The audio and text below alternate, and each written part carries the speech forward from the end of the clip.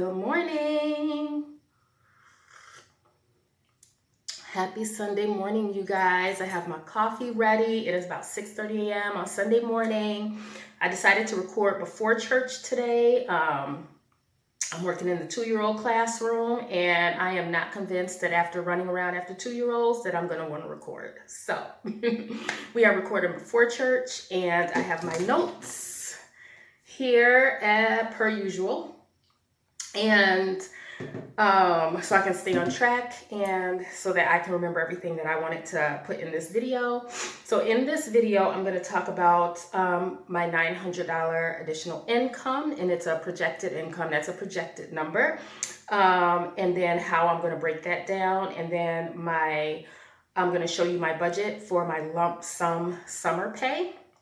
So for those of you who might be new here or maybe didn't get the context from the first video, I just want to give you some context into my background. My name is Joy. I am 48 years old. I am single by way of divorce, and I don't have any children to take care of. And I work as a sign language interpreter in an educational setting, specifically a high school. And my annual salary is $37,756.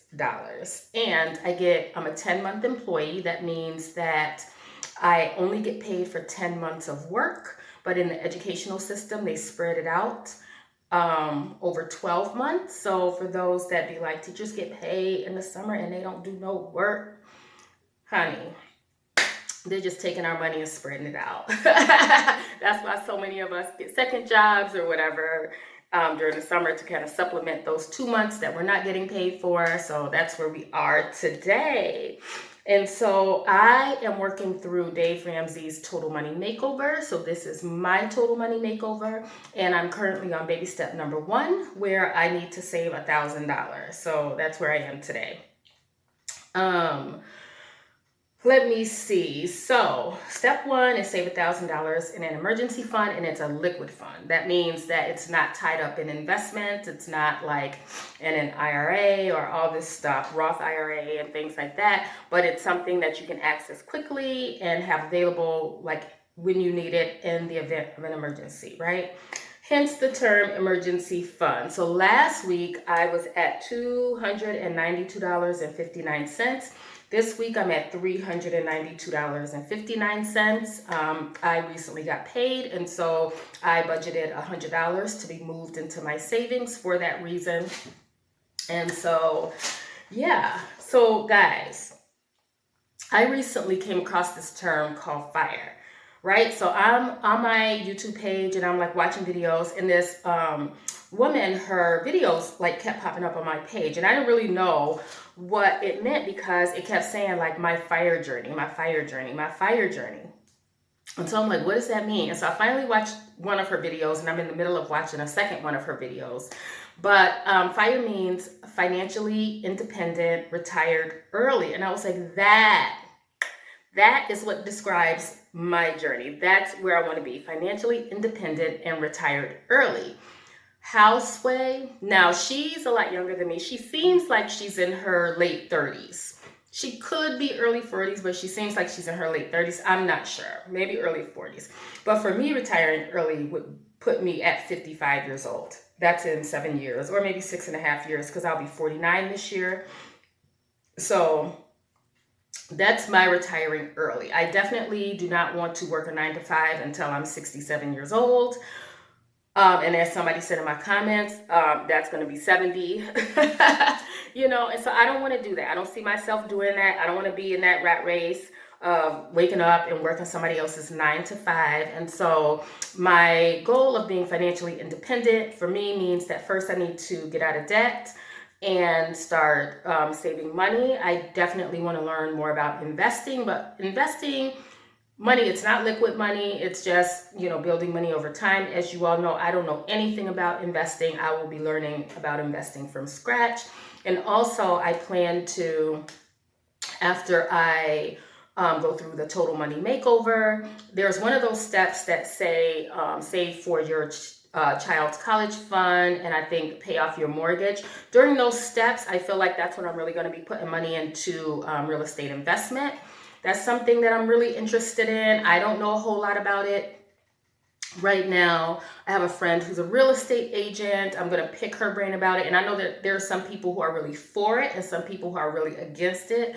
And I just want to hear both schools of thought, right? There's a gentleman named John Hope Bryant, I think that's his name, on YouTube, and he talks about real estate investment. He's really for it. And of course, that's going to come like a few years down the road. It's not anything that's going to happen right now, because right now I need to do my emergency fund of $1,000, get out of debt, and then fully fund my emergency fund, which is 3 to 6 months of savings, and then, or no, 3 to 6 months of expenses, and then from then on, and some of those other steps where it's saving for your child's college fund or saving, to pay off your mortgage, like all that, I'll probably use those steps to invest in real estate. And like I said, I don't know a whole lot about it now. And I know like some of the people that are against real estate investment, some of it has to do with the tenants that you get, because I do want to have rental properties. And I remember when I moved into an apartment for the first time. So growing up, I always lived in a home, like in a house. And then when I got married, y'all, that's a whole story for another day. But when I got married, we moved into an apartment, right? And it was a nice apartment, a nice area. And the only thing I didn't like were the washing machines. I would go to the laundromat because the washing machines weren't that great. And it was like in a dusty basement, and I just don't like that. But I do remember when we moved into our apartment, I remember they did like these quarterly checks, or these like every 8 weeks, maybe like every 2 months, they came in and did like these inspections to like see if anything needed to be repaired. Like if there's any holes in the wall, does the carpet need to be replaced or cleaned? The cabinets need to be replaced, anything like that. They would do that, and they would exterminate, they would do all these things. And I just thought that's how apartment buildings worked. But lo and behold, they're not like that. Like a lot of them don't do that. After that, subsequently, I've never had any like apartment management company come in and do inspections and things like that. And so I have my friend, her and her husband, they have like a property management business. And so when either tenants moved out or they would get evicted, the apartments were in just complete shambles. And it wasn't even always an apartment, it was a rental property, so it could be a house, but just left it in complete shambles.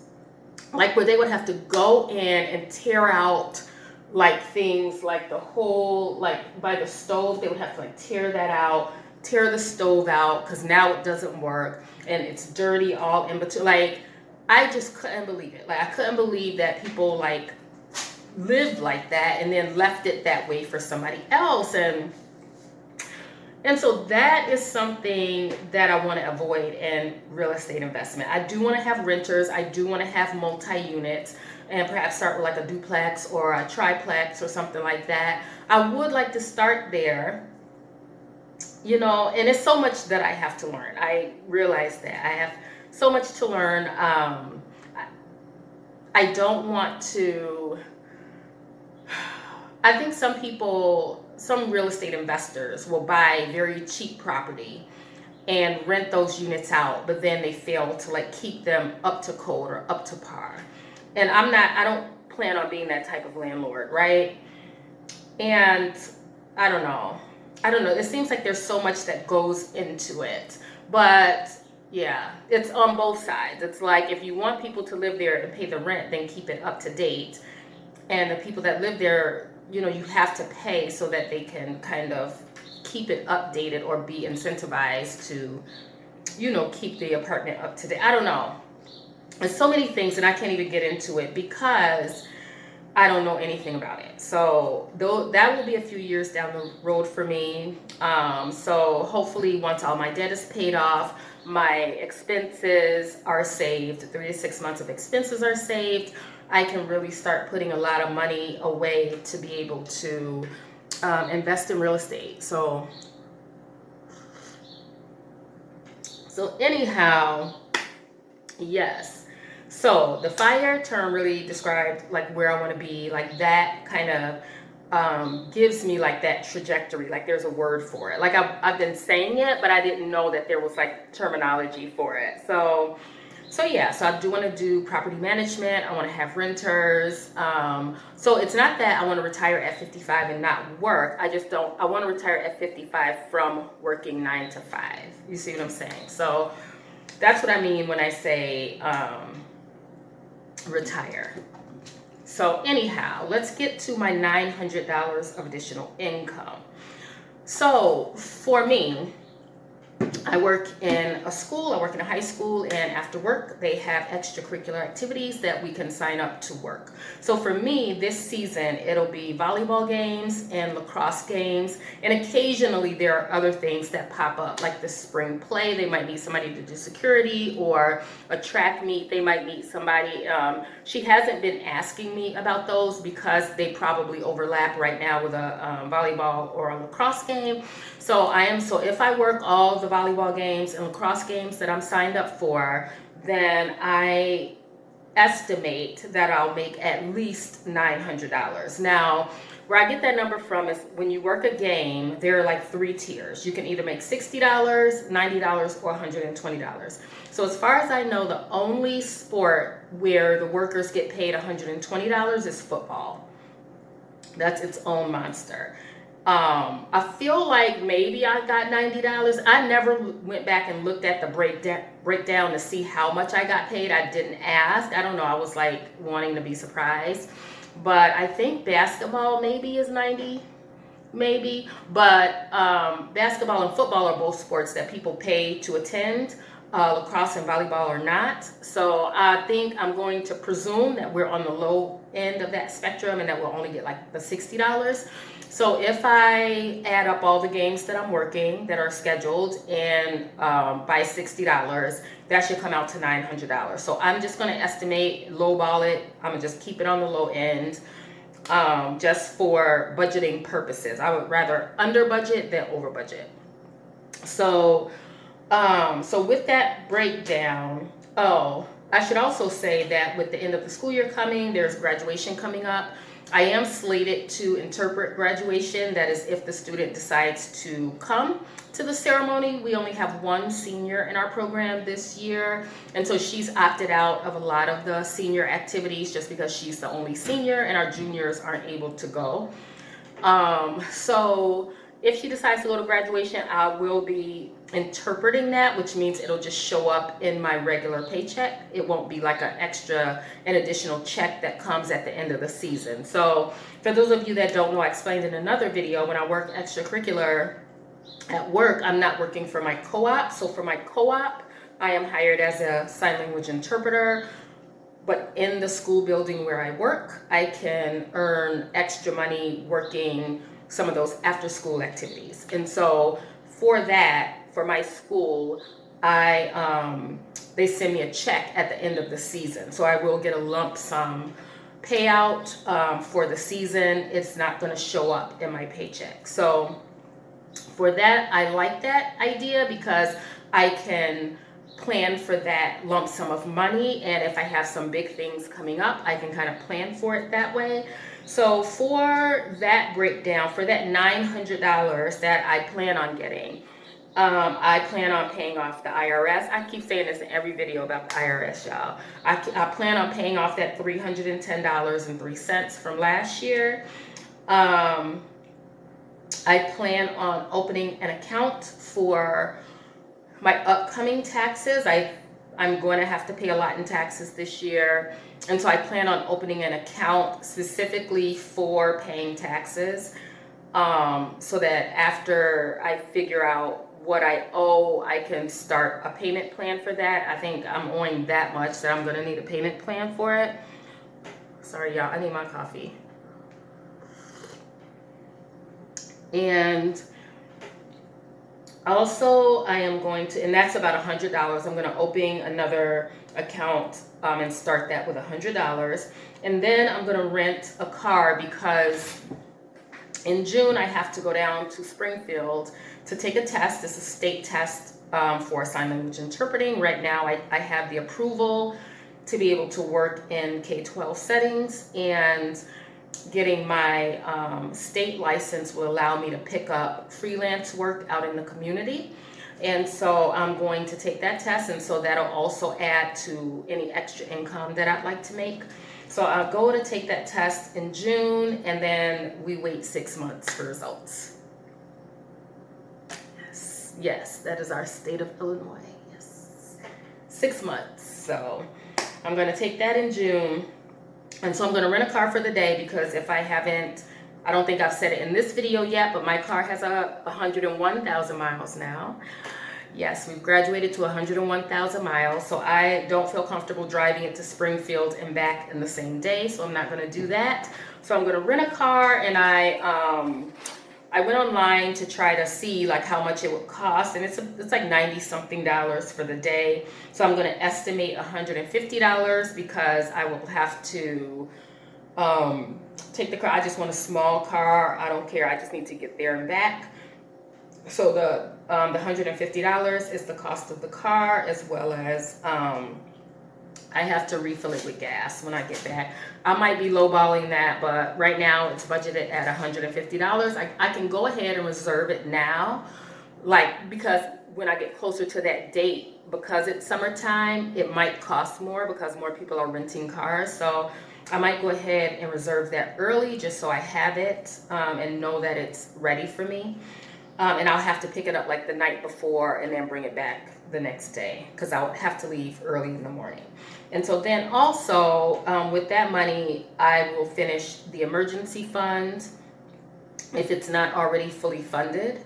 So I'm going to finish my emergency fund. That should be finished like by the end of the school year. So, and then I can, the money that I've allocated, so like out of my checks, I either put $100 or $150 into savings. And so once my emergency fund, that $1,000 is funded, I'm going to use that $100 or $150 and snowball it into my debt. So, all right. Moving on to the summer lump sum payout. You guys, you're like, what is that? So, this is new within the last couple years, right?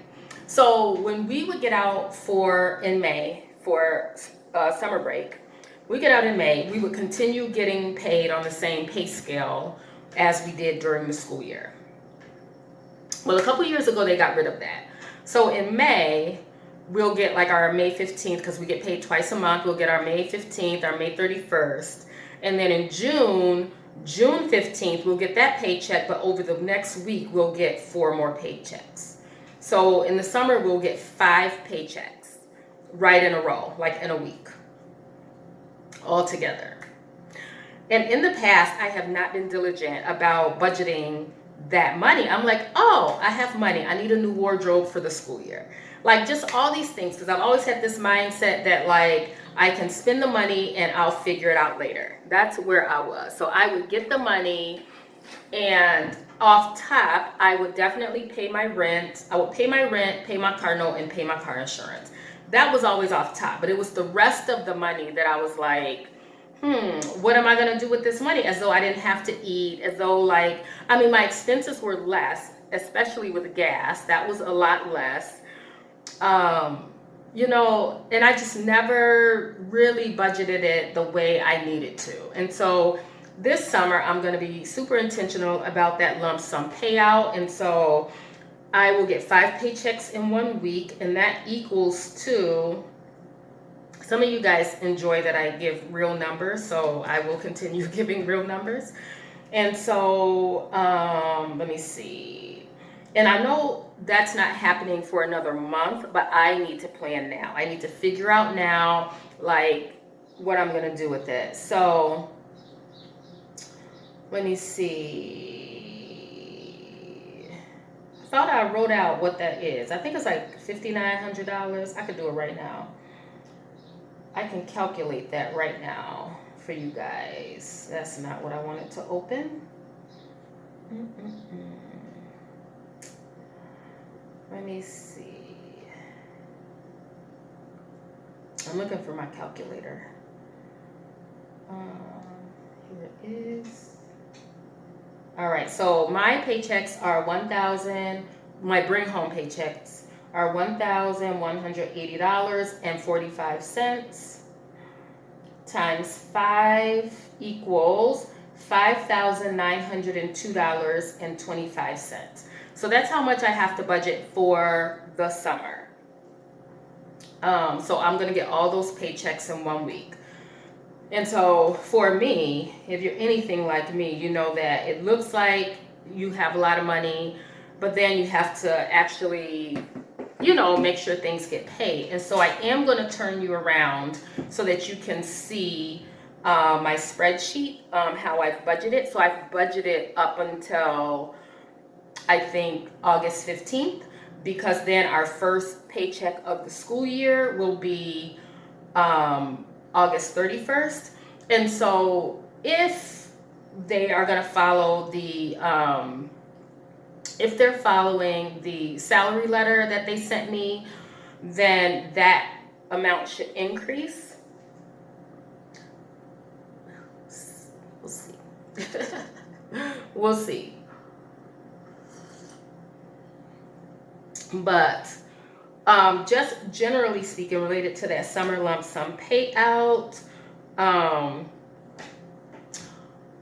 whether I get my spring activities check first or I get this lump sum payout first, either way, my $1,000 emergency fund will be funded. That will be done.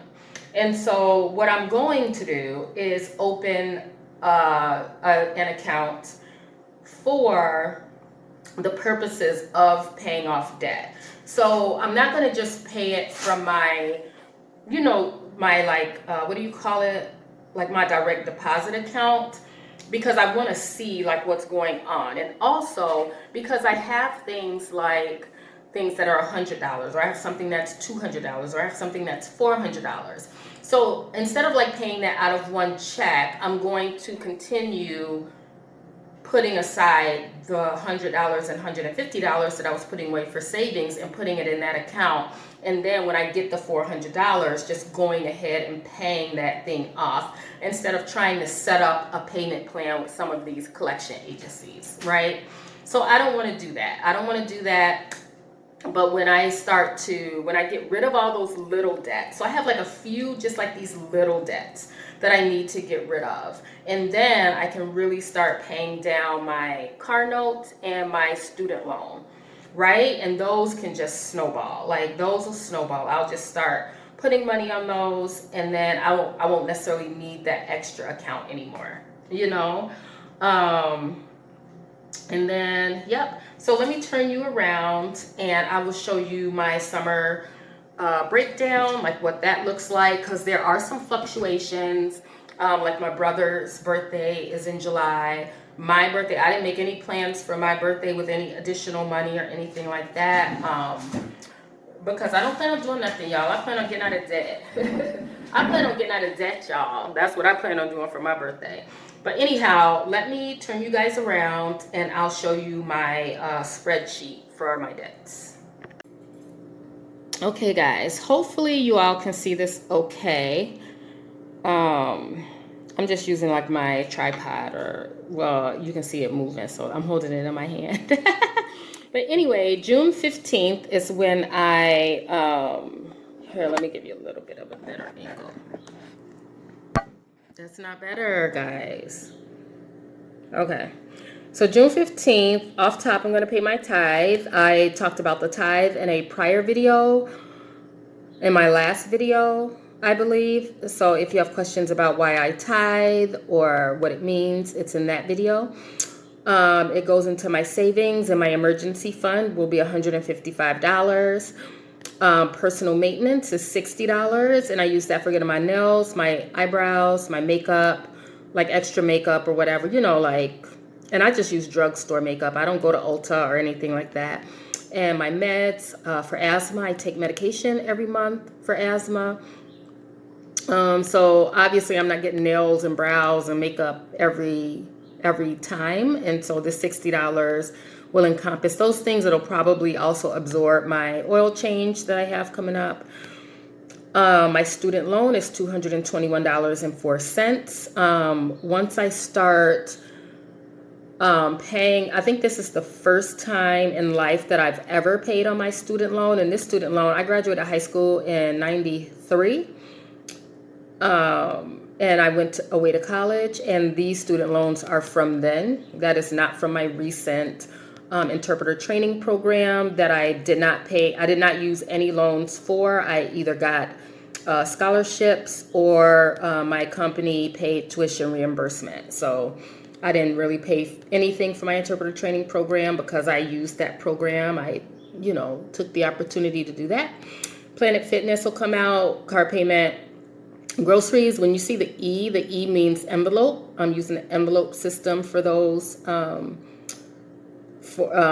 like in cash for those payments. And so the blue are all the things that I'm going to pay out right away. So like when I get paid in the summer, the tithe, I'm going to go ahead, whatever 150 times, let me see, 5 is, 1, 2, 3, 4, 5. I'm going to go ahead and pay that as a lump sum. My savings, because I'm going to do all that as a lump sum, that means my emergency fund should be fully funded if I have not yet funded it with the extra, the spring, like extra money. And then, so I do that up until August 15th. And so like my car payment, I'm going to pay that ahead.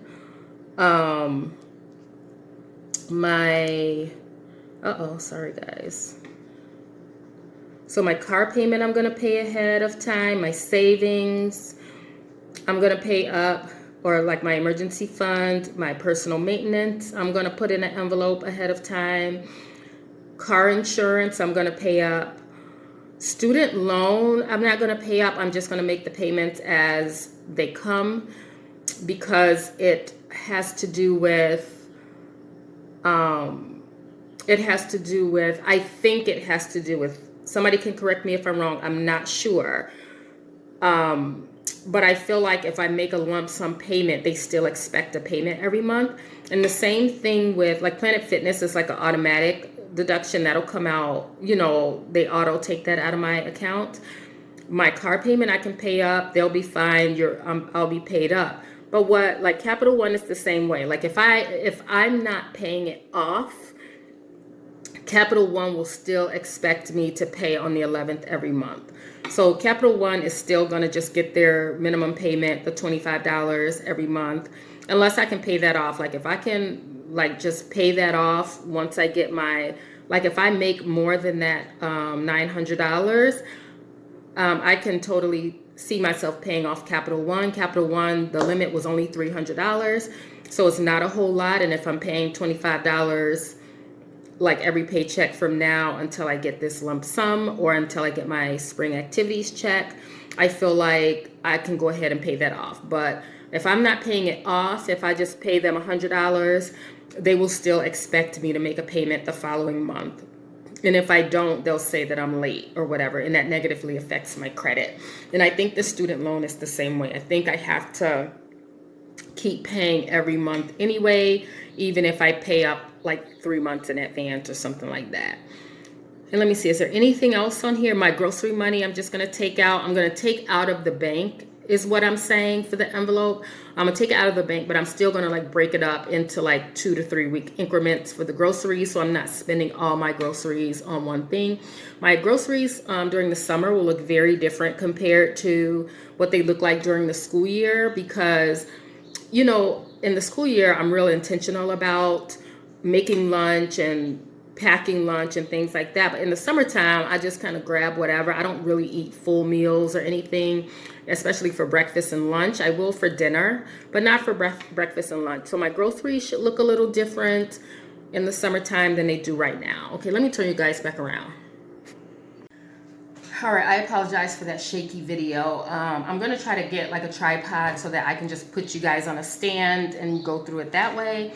I know some people have like, oh my gosh. Some people have like where they can put it on the screen, probably using some type of editing. I might be able to do that at some point. I am not doing it right now.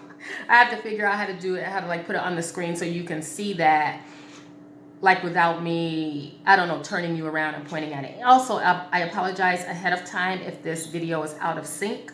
When I switch from my front camera to my back camera, a lot of times it doesn't like that. And so when I merge the clips together, it kind of, this last clip will be kind of wonky or whatever. So I won't make it long, but I hope that that was clear. I feel like this video was kind of more, what do you call it? I guess, I don't know the word for it, but it didn't flow as smoothly as they normally do. But anyhow, that is my breakdown from my extracurricular activities check and also my summer lump sum payout. So those are the plans I have. I will definitely keep you updated if those things change, because they could change depending on what I have coming up. These, this spreadsheet or this budget is based on nothing coming up, right? No like emergencies coming up, but thank God for an emergency fund.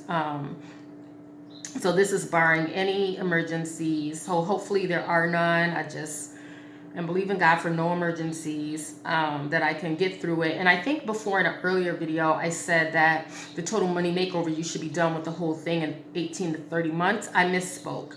You should be done with the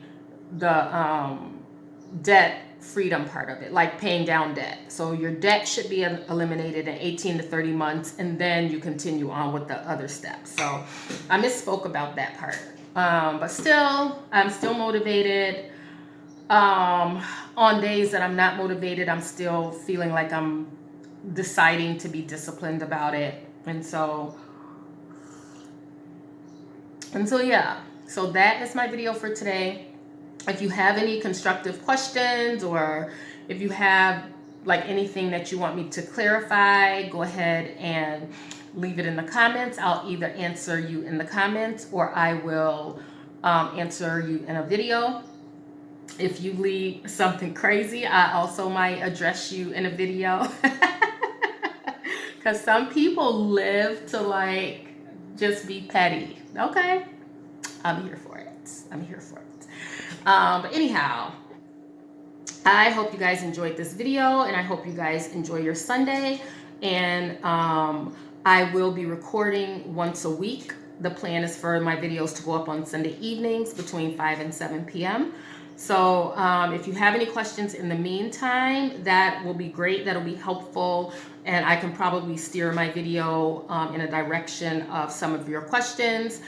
If enough people, if I feel like that's a big enough topic and enough people are asking that question, like about the tithe, I addressed it in a video because a lot of people were asking about it.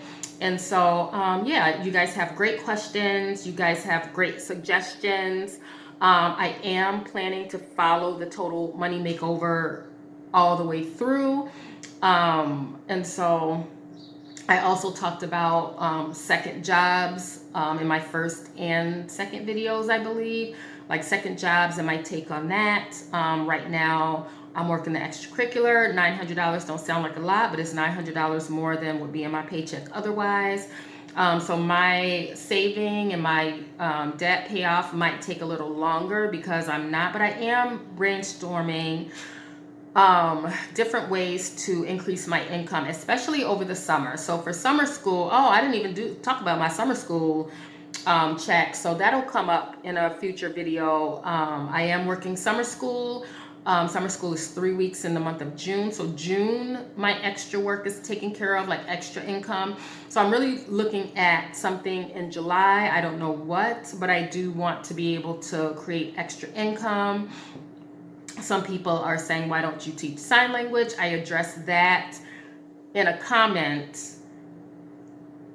And I guess I could address that in a video as well coming up, but it is not ethical for me as a hearing person to teach sign language. It is not my native language. I have an accent. All hearing people that can use sign language have an accent because it is not our native language. It is our second, or some of us our third language. And so, yeah, it's not ethical, and I would refer anybody to a deaf person to learn sign language from. It is just their native language. How they use it compared to how we use it is very different. Theirs is very natural and raw. And one of my greatest experiences in my interpreter training program was learning sign language from a deaf person. So all of our ASL teachers were deaf. We got hearing teachers once we came into the interpreter part of the training of the semester. So yeah, it is an experience like none other. Hands down, deaf people should teach sign language. If you want to learn sign language, learn it from a deaf person. Hands down, best experience. You learn it faster because you have no choice. You have no choice, yeah. So anyhow, so teaching sign language is not an option as far as additional income. And, but yeah, I am open to other ideas. I know a gentleman suggested, getting my CDL. Guys, I hate driving. I hate driving. I do not like driving. Yes, I drive an hour to and from work every day. It's okay. But like driving like a truck, and no, I can't. I cannot even see myself handling a vehicle that large. Like, it's hard for me to drive like those vans, like those big economy vans. That's hard for me to drive. So CDL, I don't think is in my future. I feel like it's great for people who enjoy that. I think it's great money to make. Yeah, I don't see myself doing it. I feel like, yeah, I feel like that would be very hard and stressful for me. But anyhow, thank you guys for watching. I appreciate your comments. I appreciate you guys subscribing.